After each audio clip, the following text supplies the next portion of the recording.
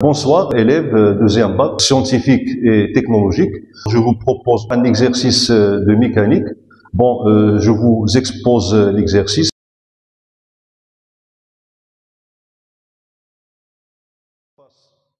De la piscine et H.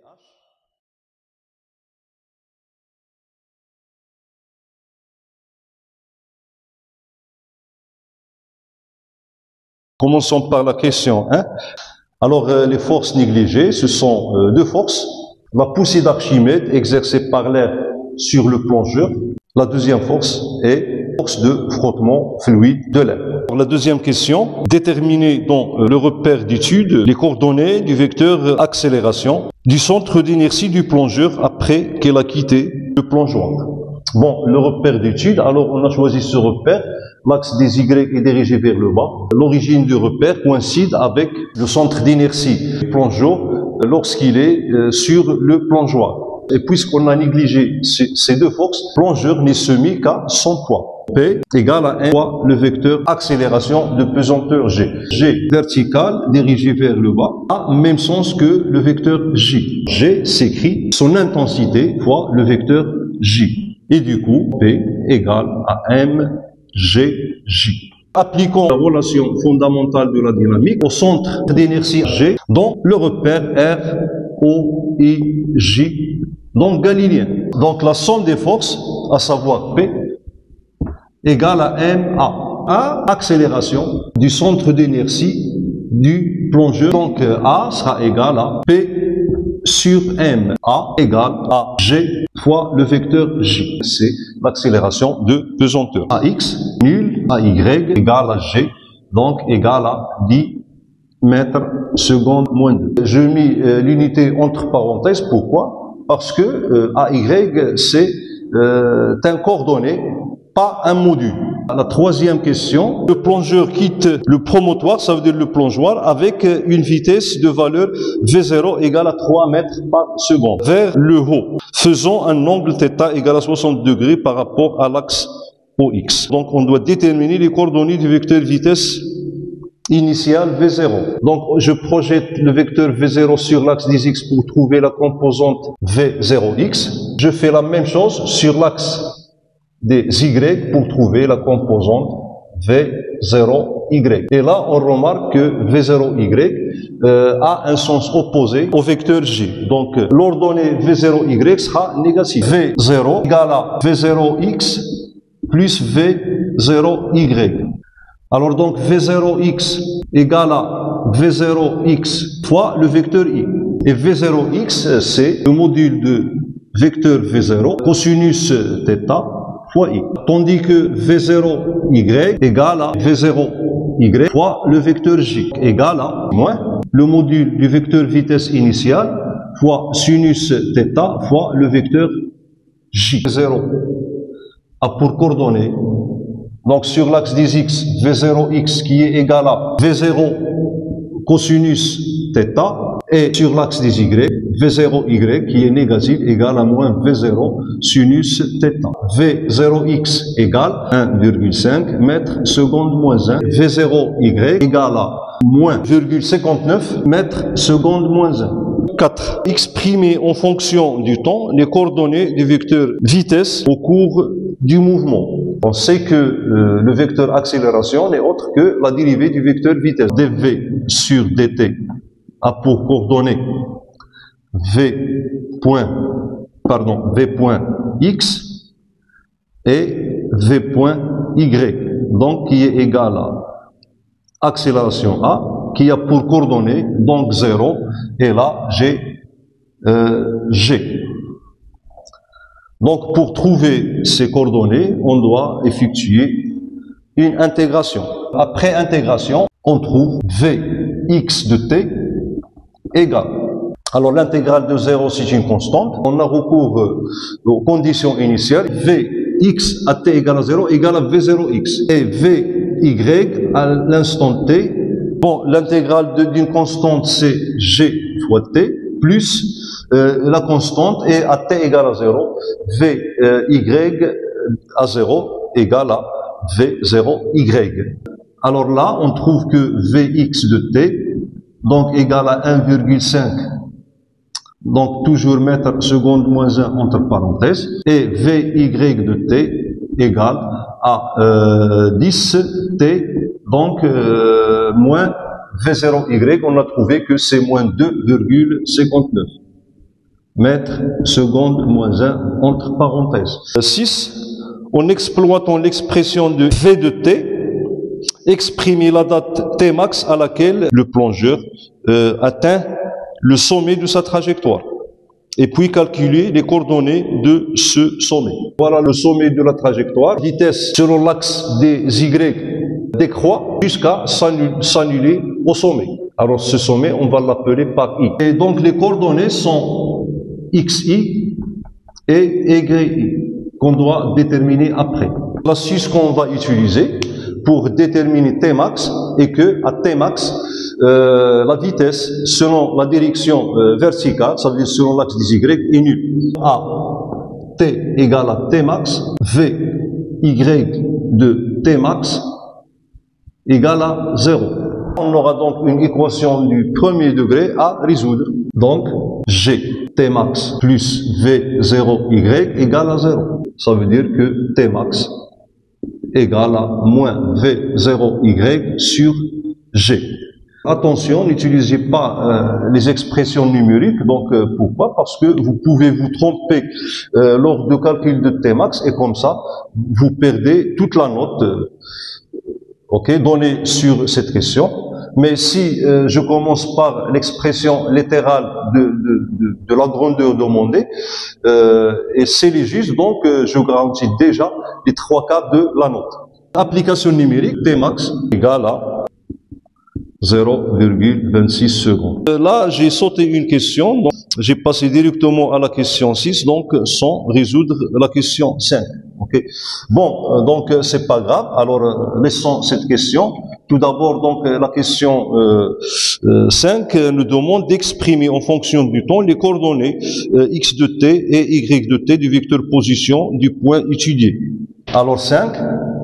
Donc pour déterminer les coordonnées du vecteur position, donc tout simplement, je pars du fait que le vecteur vitesse est la dérivée du vecteur position.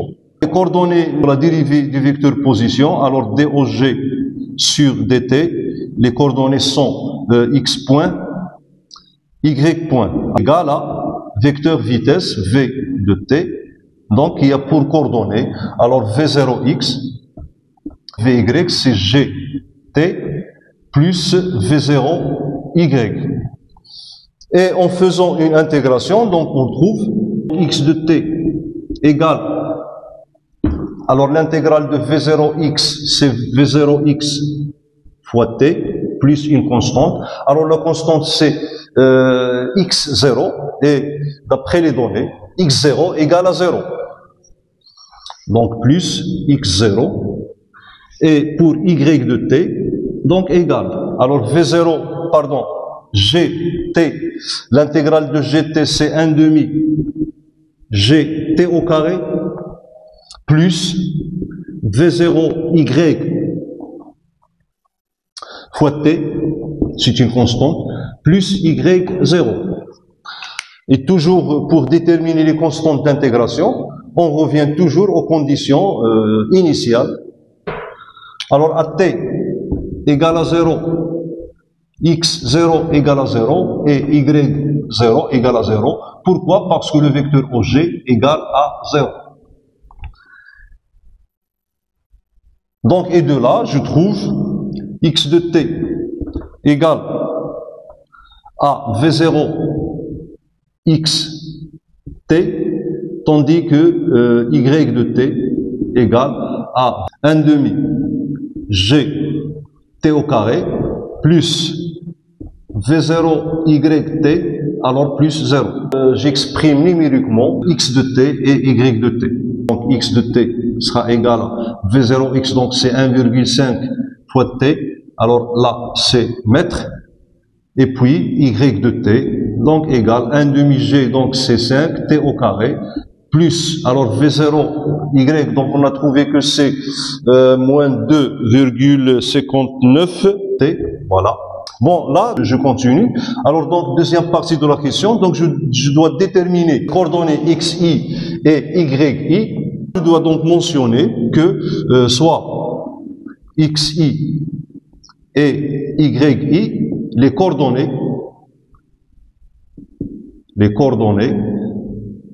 du sommet de la trajectoire. Donc, xi égale à x de t max égale à v0 x fois t max. Yi égale à 1 demi g t max au carré plus v0 y t max, et je fais une application numérique. Xi à peu près égal à 0,4 mètres et yi donc à peu près égal à moins 0,36 mètres. La question suivante, c'est la question 7. En exploitant l'expression de y de t, exprimer et calculer la date T2 à laquelle le plongeur touche la surface de l'eau. Alors on va partir de quoi pour trouver cet instant? On sait l'ordonnée de la surface de l'eau. Ça veut dire que pour trouver cet instant, on doit mettre tout simplement que y de T2 égale à h. Et comme ça, on aura une équation du second ordre à résoudre pour déterminer T2. Alors A, T2, y de T2 égale à h. Il nous demande de trouver l'expression. Donc, je ne vais pas partir de cette expression où il y a ces valeurs numériques, mais je dois partir de cette expression de y de t pour exprimer T2 en fonction des paramètres, à savoir g et v0, y. Alors, 1 demi g T2 au carré plus v0 y T2 égale à h. Bon, je ramène ce membre de ce côté et je trouve que 1 demi g T2 au carré plus v0 y T2 moins h égale à 0. Là, je dois passer par le biais du déterminant. Ok, donc delta égale b au carré, ça veut dire v0 y au carré moins 4ac, donc moins 4 fois 1 demi g, ça donne 2, donc, et le moins ça donne plus, donc 2 g h. Donc voilà h, voilà delta. Et là, j'aurai deux solutions, ok. Donc t' égale à moins v0 y moins la racine de delta, voilà, et t divisé par 2a, 2 fois 2 fois 1 demi, ça donne 2, donc divisé par g. Et t seconde, la deuxième solution, c'est moins v0 y plus la racine de delta divisé par g. Donc t seconde égale. Alors je dois choisir entre ces deux solutions. Bon, en faisant application numérique, forcément, donc cette solution elle est négative, donc c'est une solution non admise, et on accepte seulement cette solution qui est forcément positive. Alors là, donc je dois dire que la solution admise est la solution positive. Ça veut dire t seconde. Donc, T2 égale à t seconde. T2 égale, il nous demande l'expression de T2, donc voilà l'expression de T2, donc c'est moins V0Y plus la racine de delta. Alors delta, j'ai déjà son expression, donc pas la peine d'écrire delta en fonction de son expression, sur G. Voilà T2. Et en faisant une application numérique, donc on trouve que T2 à peu près égale à 1,69 secondes. La dernière question, calculer la valeur de la vitesse à laquelle le plongeur atteint la surface de l'eau. Alors donc, puisqu'on a trouvé T2, donc je reviens aux coordonnées du vecteur vitesse. Alors on sait tout d'abord que le module du vecteur vitesse, c'est la racine carrée de sa composante sur l'axe des x au carré, plus sa composante sur l'axe des y au carré.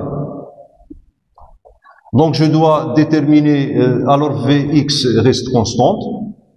Alors donc on a Vx égale à 1,5 mètres par seconde. Et Vy, donc lorsqu'on calcule Vy, ça veut dire on revient à l'expression de la vitesse et on remplace T par T2 et on trouve Vy donc à peu près égal à 14,31 mètres seconde moins 1. Finalement, le vecteur, donc ici mètres par seconde, et finalement, donc le module du vecteur vitesse est 14,38 mètres par seconde. Donc, alors voilà, donc pour cet exercice. Donc, merci pour votre attention.